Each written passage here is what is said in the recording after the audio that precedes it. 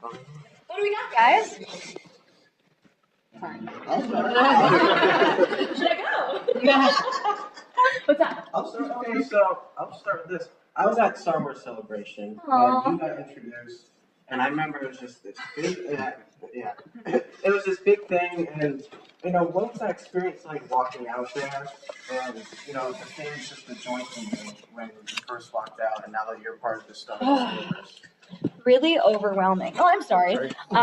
It really, I remember hearing the cheers when all the other actors came up, because I think I was one of the later ones to be announced, and it really felt so loud, but there's nothing like walking on that stage and seeing 3,000 faces just staring at you. But if I can say anything, it'll be that I've sort of felt this overwhelming support. And that says a lot about people who love Star Wars. Like, even though they haven't seen me do anything yet, it's like this sort of overwhelming love just because I'm associated with something that they love already. So that means a lot. I think that's everyone in this room. Absolutely. Yeah. It means a lot. Would you do more conventions? Yeah, I would. I thought we were actually going to do more as part of the press run, but I didn't. Interesting. I'm just kidding. I don't actually know. Do you have any advice for the young girls who are going to see this film and see Rose and as a role model, the way some of us older people saw Leia Organa back in the 70s? Yeah, such a hard question. I think that for me, and I don't want to put anyone's idea in their head about how they can see this character, because obviously I would love for people to kind of organically meet her. But for me, Rose really does sort of represent the idea that if you really, really believe in something, just to fight for it. And even though she's not someone who was born into privilege, she doesn't have any sort of magical power, she's not a hotshot pilot, she's someone who sort of is in the background of everything. I love the idea that someone who fixes ships can still sort of rise up when a challenge is introduced to her. So yeah, like no matter who you are, you can face adversity with strength, really. What do you take away from this role? And oh, what did I take away from this role? I was laughing because I was like, you don't get any more questions. I think that I had such a messy relationship with this character because so much of who I am informed how I created her, but also so much of her, I think, sort of informs me every once in a while. I think coming off of doing this film, I can say that I've learned so much about filmmaking and just being able to like walk around all those sets, and people really gave me permission to just kind of be a weird fly on the wall in every department. But yeah, I've learned a lot from this character. I think that she is in ways really, really brave, probably braver than I am in my real life. And that's something that I strive to be more like her. Yeah. How was your first day? I remember it still like it was yesterday because it was so strange. Like it was like, here was this thing that someone told me that I was going to do, but I still wasn't believing that I was doing it, even though I was. And I walked onto that set and I felt like I was just looking around like that. It really felt like my senses were so heightened and I was just aware of every little noise and everything that was happening. And I just wanted to be really present because so many people want to be this thing. So many people want to be on that set. And I just felt like I wanted to be present because I owed it to all those people, if that makes any sense. Yeah. Who did you build the best relationship on set with, like, out of everybody? Probably John Boyega because I worked with him the most. He's so charismatic and funny, and we just naturally hit it off when we first met, even because he was there through my audition process. So I met him before I met everyone else. I think that has something to do with it too. But yeah, he's so great. And, how was it working with Rian Johnson over the process? The best human. He really, not only did he write an amazing script, and he was so concise with what he wanted to do visually with the film as well. And then again, like when you're on set, you just felt like he was this big kid. He loves Star Wars and he loves making movies, and you could just see how much fun he was having. There was like I never felt like I was in trouble. I never felt like I never felt that I was making this historic film and then that we had to feel this pressure. Like I just felt like we were just friends having fun in someone's backyard making a movie for our parents, you know? So, yeah. You talked about in your BuzzFeed article that you had never seen any of the films Right. Yeah. and that True. helped you. Yeah. So, have you gone back and seen all the films? Yes, I've seen them all now. But I think that it's true though. I had this sort of ability to not be influenced by what I thought this character should be, by what I thought if I should make her more like this character within the universe or this character. I sort of was free of all that, which I think was the biggest gift that I didn't know I gave myself. Cool. And with your background being Vietnamese and going back with Billy D. Williams in Empire Strikes Back, Jimmy Smits and Samuel Jackson and the prequel trilogy, and then of course with Force Awakens, with having Oscar Isaac and John Boyega, and now you being introduced in this movie, how does it make you feel as being diverse, and how this is becoming more of the norm now instead of the exception? Usually before Thank God, it's about time. I just think that I wish that we wouldn't have to have this conversation. Yeah. Like, I wish that there were so many different types of people writing, directing, producing, acting in films and in and in TV and writing books, and that we wouldn't have to talk about representations in media, but we do, because the fact is we're not there yet. There's still a lot of people in this world that don't see themselves reflected in media, and I think it's really important, because I know that as a kid, I didn't see many representations of me in media, and because of that, you fall in love with the characters that you read about, or the characters you see in movies, or the characters you see in TV, and you can't help but want to be like them. And when you don't see anyone that's like you can't help but wonder, what's wrong with me? And so I think that, of course, representation is important. I think about it all the time. I'm so happy to be part of that change, and I can't wait for everyone else to catch up. Are you bilingual? I am. Okay, my parents say that I speak street Vietnamese, which means that I basically say bad things in Vietnamese. So yeah, I can understand Vietnamese completely and speak it. Okay, yeah. Important. Would you teach your kids? Yeah, absolutely. Your parents? Maybe? I'm a little nervous about that situation. You know what I mean? But yeah. Good. That's kind of like the Spanish that we have here. That's like Yeah. of I love that. Yeah. I love that. Just kind of diverging, but in terms of the representation and women more in media, the movement that Disney started with their Forces of Destiny, the animation. So cool. It's really cool. Would we be seeing any of Rose Tico in the future? And man. would you be how would you feel if you ever got to voice a 2D version of her? Okay, I would be so excited. And I can't answer your first question. Okay. I know the answer. I can't answer. but your feelings towards. I would be so excited. Okay. Oh my gosh, how fun would that be? Yeah. I want to ask about you growing up. What was your favorite film to watch growing up? E.T. What's that? E.T. is my favorite movie.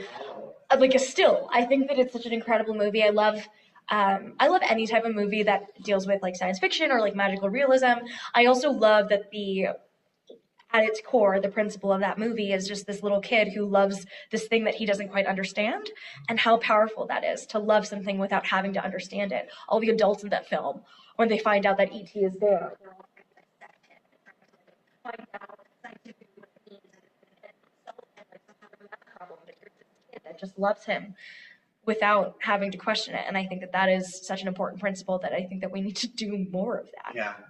And I've heard that you like Harry Potter a lot. I love Harry Potter. So I gotta ask, you love Harry Potter and you're in Star Wars. If you could bring one Harry Potter character into Star Wars, who would it be and how would it work? That is the best question. Okay. My favorite Harry Potter character is Luna Lovegood. I love her. I love that she's so wise without trying to be, and everyone thinks she's kind of spacey and weird, but she's just adorable. I would put her in the movie, and I would have her be best friends with Rose. Makes sense. Yeah, makes sense. How was your relationship with Patricia? Do you work with her? Do you speak with her? Yes, I can say that I can't say if I like had scenes with her, but I can say that I met her and spent some time with her. You know, I think that we all wish that we had more time with Carrie. I feel really fortunate that I got to meet her at all, and that I got to spend some time on set watching her work. And I have thought even before I was involved with this that Leia as well as Carrie were going to be immortal no matter what. Leia is such a groundbreaking character, especially if you kind of think about when that first film came out and how there weren't female characters like that. And I think that what you see her do in this next movie is amazing. And I'm going to cry thinking about it. I was just going to ask, are we going to need tissues? Oh, absolutely. And just Carrie herself, too. I think I have always looked up to her ability to be just open and frank and honest with everything about herself, even if it was messy and complicated, and even if she knew that. I think that when you're on a public platform, when there are a lot of people watching you and listening to everything that you have to say, it's easier said than done to be yourself. That's something that I'm just realizing now because I newly have this weird public platform. It's something that I've never experienced before, and it's a scary thing, you know. And to have her as an example, as someone who wasn't afraid to just be herself, like I think that's one of the hardest things to do. It's so hard. I think a lot of us like hide ourselves, right? Like we're all like hiding ourselves behind makeup and dresses and cars and whatever it is that you hide yourself behind. But she wasn't like that, and she was special. She is special and will always be special. She told you something at tape or, like to performance, you're acting better. Yeah, I mean, I think that a lot of people gave me advice about that, and she did give me specific pieces of advice, but I kind of want to save those for myself. Okay. If that's okay. How did you prepare your character in a movie? I did a lot of different things. So what Ryan already gave me with that script and that character and how he wrote her was already so full and rich. But outside of that, I definitely went to outside resources because I'm not an engineer. Yeah, but I read books about what it is to be an engineer, and I researched podcasts and listened to them and tried to figure out how that mind works. I think Rose really has a logical, mathematical mind. Her mind is almost like nuts and bolts. Everything, a problem that may seem unsolvable to anyone else, to her, she can just kind of break down logically and say, here are some steps that we can take. If this doesn't work, let's try this. Like she's so practical and logical and rational. And that's something that I really wanted to look into. And I mentioned before, like my parents are both refugees from Vietnam, and they have a very specific relationship with war. And so does Rose. And so I dug into that relationship really deeply. I looked up a lot of stories, a lot of books about the Vietnam War, a lot of photos, and really dug into that sort of history within my own family and kind of added some of that to her character. Just talking about family in terms of like the Star Wars movies coming out during the holiday season and like being such a generational thing, like how do you feel that this influences just everyone coming together at that time? Like, It's such a beautiful thing, really. I mean, there's nothing that makes me more emotional. Can you tell I'm getting emotional right now? Than just community and just something that brings people together. And I can say that a few days ago, the cast and I watched the movie together, and we kind of had that same experience where it was like, not only are we seeing this thing that everyone kind of holds close to their heart, but we also have all the memories from filming the movie and what was it like to be there, and we're all friends, and so what's that like? And yeah, being part of something that so many people love, being part of something that sort of is its own juggernaut in pop culture, being part of something that so many people reference, it feels like a big deal. It feels like a big responsibility and an honor at the same time. You just want to do it right, you know? So. Right. Make today interesting. I was kidding.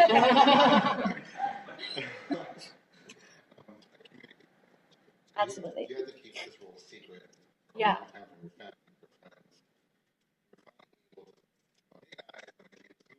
How did that happen? The first people I told were my parents and my sisters, and I got them all on this Skype call, and I was in London already, and they were in California.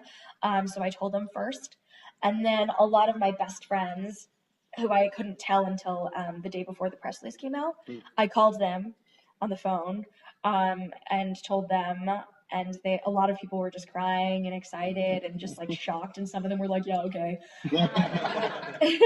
Because it's such a shocking, insane thing, you know? I don't think I believed it I don't think I still believe it. I'm still trying to come to terms with the reality of it. But yeah. What were the most fun aspect of shooting? What were the most challenging? The funnest parts were really just working with the other actors. It really felt like we were just collaborating and being creative together, and it never felt like I was out of place. And that says a lot more about that cast than it does about me. Because here I was, this new person, and this was my first big movie. The only other movie I'd worked on was this movie called XOXO on Netflix, and I have one line. Look it up. One. So this was a big deal for me. And it was nerve-wracking. And the fact that they made me feel comfortable says a lot more about them than it does about me.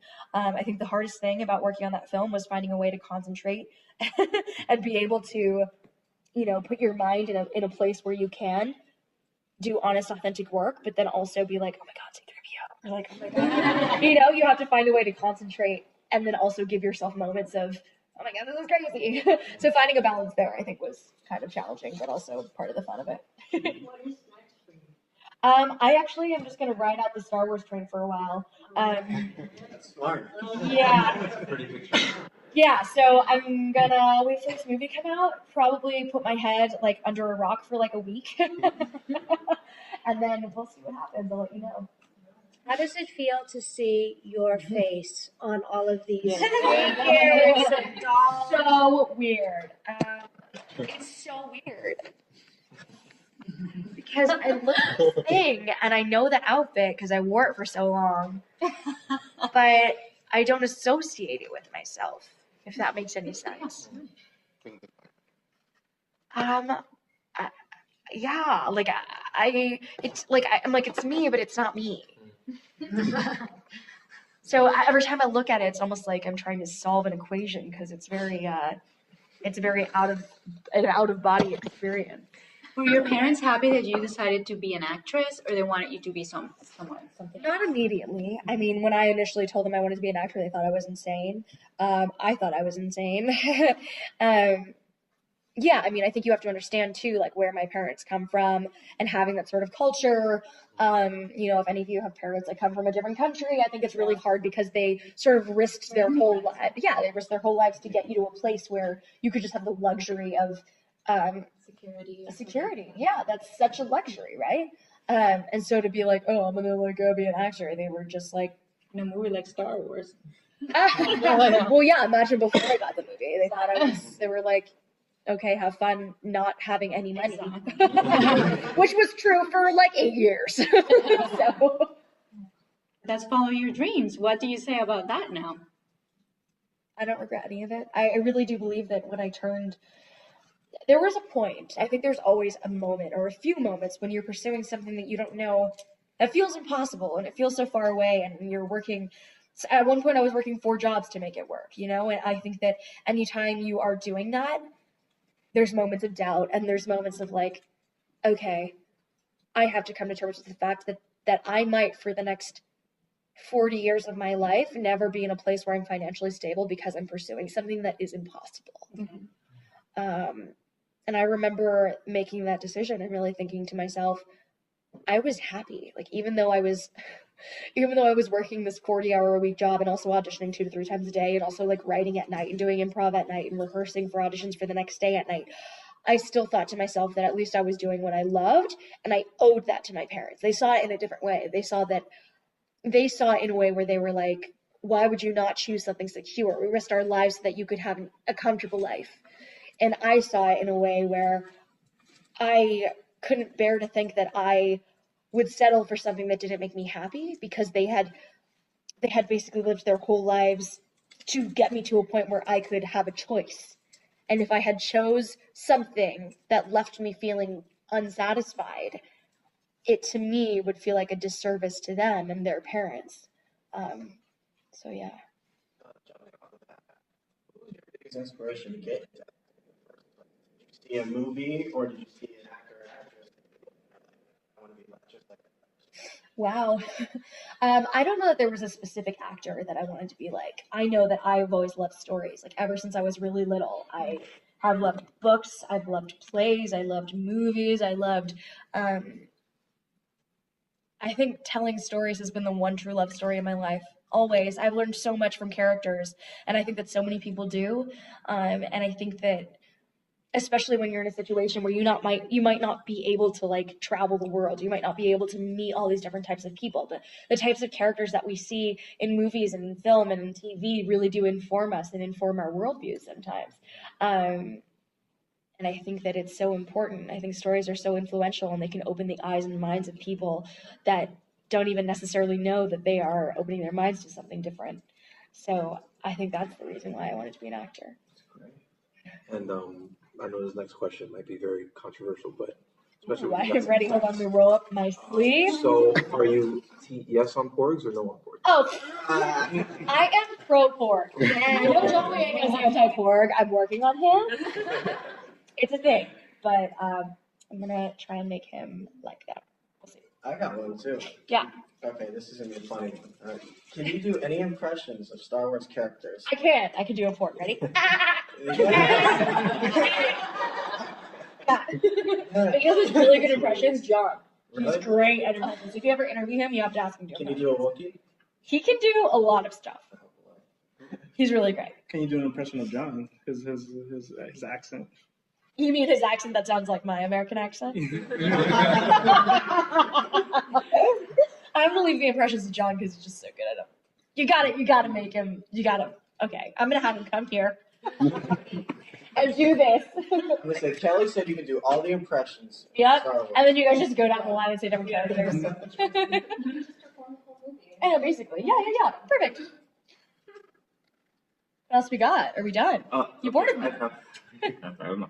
I don't know. Do you sign just for this movie, or how many more movies you are being? I can't say. The question, sorry. I can't say it. Oh, do you see my Disney rep sitting there recording this whole situation?